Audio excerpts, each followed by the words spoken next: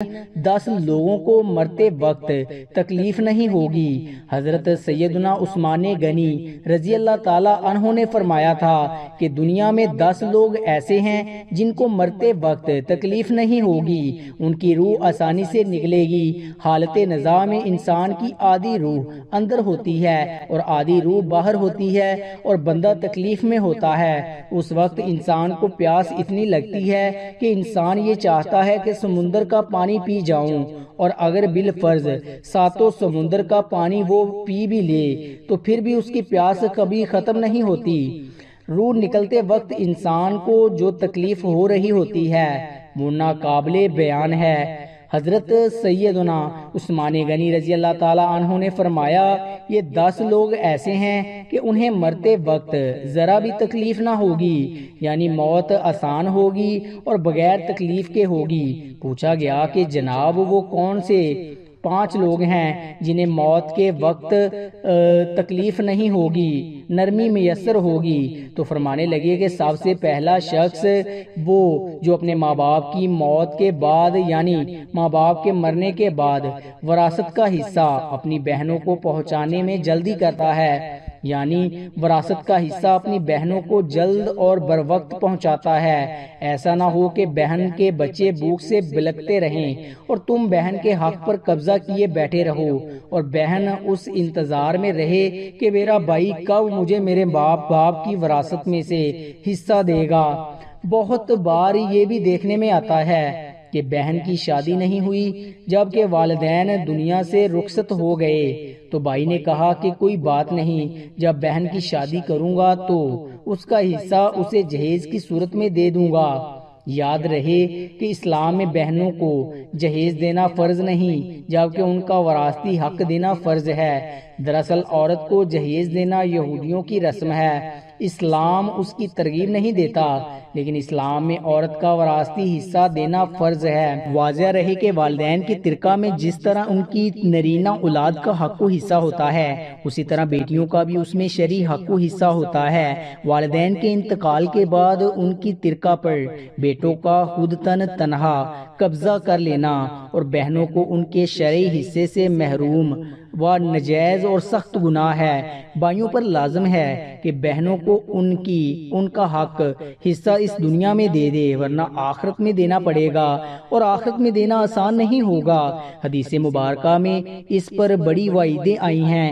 حضرت سعید بن زید رضی اللہ تعالی عنہ فرماتے ہیں، رسول اللہ صلی اللہ علیہ وآلہ وسلم نے فرمایا، جو شخص کسی کی بالشت پر زمین بھی ازارہ ظلم لے گا، قیامت کے دن 7 زمینوں میں سے اتنی ہی زمین اس کے گلے میں توق کی طور پر ڈالی جائے گی۔ ایک اور حدیث مبارکہ میں ہے، حضرت انس رضی اللہ تعالی عنہ فرماتے ہیں، رسول اللہ صلی اللہ علیہ وآلہ وسلم نے فرمایا، جو شخص اپنے وارث کی میراث کاٹے گا، یعنی اس کا حصہ نہیں دے گا، تو اللہ تعالیٰ قیامت کے دن اس کی جنت کی میراث کاٹ لے گا۔ یاد رہے کہ جہیز کی رسم اسلام کی رسم نہیں بلکہ یہودی کی رسم ہے، اور اس سے بڑا نقصان ہے۔ جس طرح یہودی کی عورت کو بغیر جہیز کے کوئی شخص قبول نہیں کرتا، اسی طرح آج اسلام میں بھی عورتوں کی شادیوں میں سب سے بڑی رکاوٹ جہیز ہے۔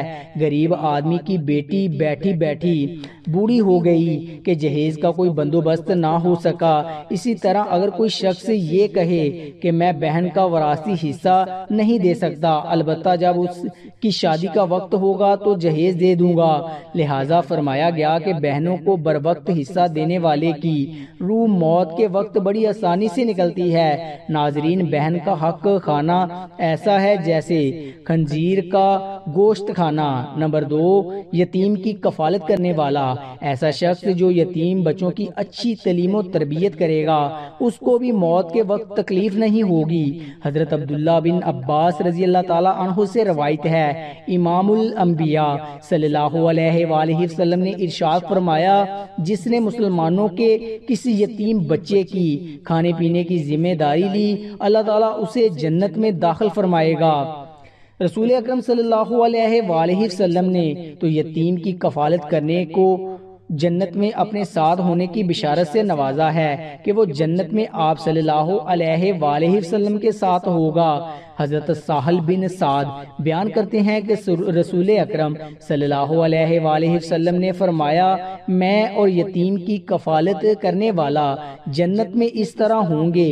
اور آپ صلی اللہ علیہ وآلہ وسلم نے اپنی انگشت یعنی شہادت اور درمیانی انگلی کے درمیان تھوڑا سا فاصلہ کر کے اشارہ کیا۔ نمبر 3، کثرت سے صدقہ دینے والا شخص، یعنی ایسا شخص جو اللہ اور رسول صلی اللہ علیہ وآلہ وسلم کی رضا کے لیے اپنے مال و دولت میں سے یوں صدقہ کرتا ہے کہ جب وہ اپنے ایک ہاتھ سے کسی کو دیتا تو دوسرے ہاتھ کو پتہ بھی نہ چلے، یعنی دوسرا انسان وہ ہے جو کثرت سے صدقہ کرے گا تو اس کی موت کے وقت اس کی روح آسانی سے نکلے گی اور جان کنی کا عمل اس کے لیے تکلیف دہ نہیں ہوگا۔ نمبر 4، نرم دل والے، یعنی وہ لوگ جو دوسروں کی غلطیوں کو بلا کر انہیں معاف کرنے والا۔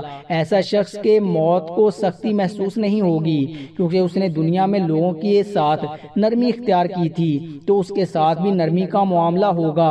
حضرت ابو ہریرہ رضی اللہ تعالیٰ عنہ سے روایت ہے کہ نبی اکرم صلی اللہ علیہ وآلہ وسلم نے فرمایا، جنت میں ایسے لوگ داخل ہوں گے کہ جن کے دل چڑیوں جیسے ہوں گے، یعنی چڑیوں کی طرح ان کے دل نرم ہوں گے۔ نمبر 5، ایسا انسان جو اپنی فیملی سے اچھا سلوک کرنے والا ہے، یعنی اپنے ماں باپ، بیوی بچوں اور بہن بھائیوں سے نرم دلی کا رویہ رکھنے والا ہے، اپنی بیوی بچوں سے پیار کرنے والا ہے، حلال کا لقمہ کما کر اپنی بیوی بچوں کی کفالت کرنے والا ہے۔ بزرگان دین فرماتے ہیں کہ جب رزق کی تنگ ہونے لگے تو دسترخواں کو وسیع کر لیا کرو، یعنی اپنی بیوی بچوں پر خرچ کرنا بھی صدقہ ہے، انہیں کھلانا پلانا صدقہ ہے۔ لہٰذا ایسا شخص جو اپنی فیملی پر خرچ کرتا ہو، ان سے حسن سلوک کرتا ہو، تو جب وہ دنیا سے رخصت ہوگا تو اس کی روح نکلنے میں آسانی ہوگی اور اسے کوئی تکلیف نہ ہوگی۔ نمبر 6، حضرت عثمان غنی رضی اللہ تعالیٰ عنہ نے فرمایا،